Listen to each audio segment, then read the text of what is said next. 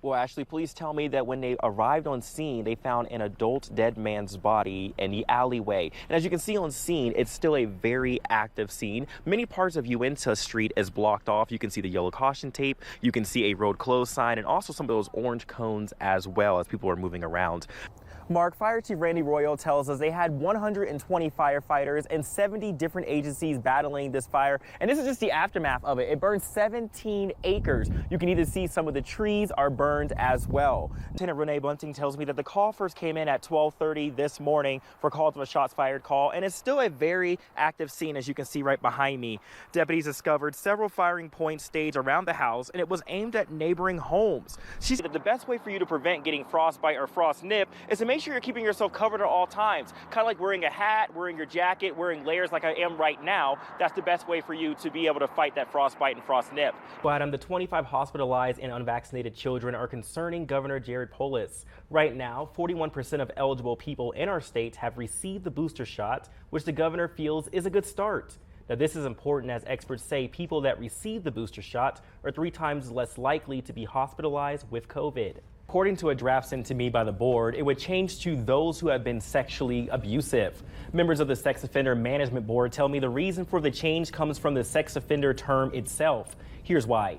According to the board chair, when treatment providers use the sex offender term during treatment with the person involved, it can provide negative effects on their rehabilitation. Of 3 possible shootings this morning, and as you can see behind me, the scene is still active right here at the Summit Creek Apartments. You can find it off of South Shelton Road. Now, police say when they arrived on scene, they found 2 people dead, and they also say as of right now, the suspect is still on the loose, and there is no description of who this person is that was involved. Springs police say that driver Sabion Vargas was traveling northbound on Nevada Avenue, where it struck into this home, causing major damage. Now, the car also went up and hit the front window. That's why the tarp is actually covering that window. And still tell you that there's no cancellations happening right now, but there are a few delays that are on their board. We've been here the last 30 minutes, and it went from having 6 to having just 2. That dropping a cigarette butt on the ground, a park like this one could spark up in flames. He also puts out a reminder that we are under burn restrictions, so smoking a cigarette at any of these parks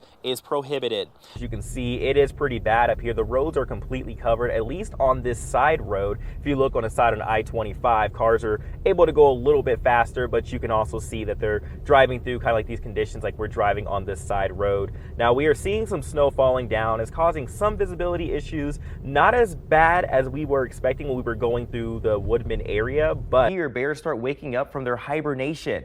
It is always between March and April when the weather starts getting warmer. Now these bears, like you see in this video, are going out to find meals, and they'll go anywhere to find something to eat. Here on Academy Park Loop, I can tell you that gas here is $3.99 a gallon, only 1 cent away from $4. And this is not the only gas station that we've seen with this price. We drove past Interquest earlier, went past the Come and Go and the Sinclair gas stations, which are also $3.99. Good afternoon, and thanks for joining us. I'm Brian Sherrod. White House officials are saying that President Biden will be joining the UK in lifting travel bans imposed on 8 southern African countries. Those bans were put in place after the widespread outbreak of the Omicron variant. And well, let's get back to these 11 breaking news alerts. Colorado Springs police say a woman who was shot has now been released from the hospital following the incident this morning.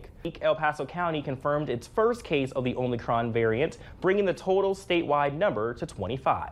Nonstop News continues with this. A gathering at the state capitol honored nearly 1,000 people missing in the state for more than 6 months. Organizers read out loud each of the names of these missing people. Well, a man was arrested early this morning after police say he fired several shots into the air after leaving a local bar. Colorado Springs Police Department also says he was arrested for a DUI. Well, a man who admitted to killing 3 people at a Colorado Springs Planned Parenthood is still not competent to stand trial. Robert Deere is accused of killing 3, including a UCCS police officer. One exit ramp on I-25 is back open, and CSPD are continuing to investigate the cause of an early morning crash. That crash happening at the Circle Street exit. This is an 11 call for action investigation. A Colorado Springs company is accused of practicing family and immigration law without a law license. That's according to a lawsuit filed by the Colorado Attorney General.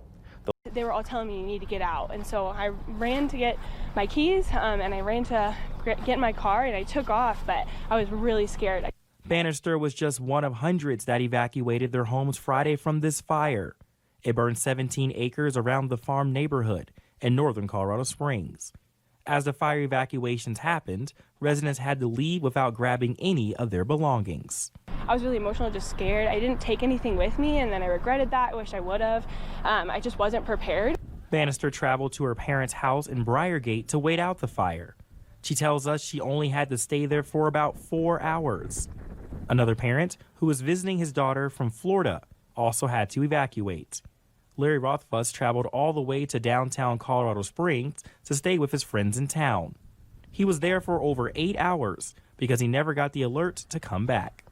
Never received anything saying, hey, the evacuation order is over and it's time to return to your home, or you may return to your home. Evacuated residents say they are happy to see their homes still standing and are happy everyone came out of this with no injuries. Reporting in Colorado Springs, Brian Sherrod, KKTV 11 News. You have no place to go. You know what I mean? So from having a place to go to not having a place to go, that just doesn't make sense. Vanessa and Henry Moore were eating dinner in their living room Friday when their home caught fire. I started yelling, screaming, ran and got out. The fire burned down the garage and 2 of their sheds. Most of their belongings were lost in the flames. I have family heirlooms. I have things of my mother's and my grandmother's that were inside of my she shed. I have, vintage fabric and things that I love in there. A carousel horse that my husband got me for our anniversary. The fire left the couple with no items or a place to go, but they are thankful for their lives. Both co-owner Doug Wolf and the Moores tell me they were in the process of being evicted.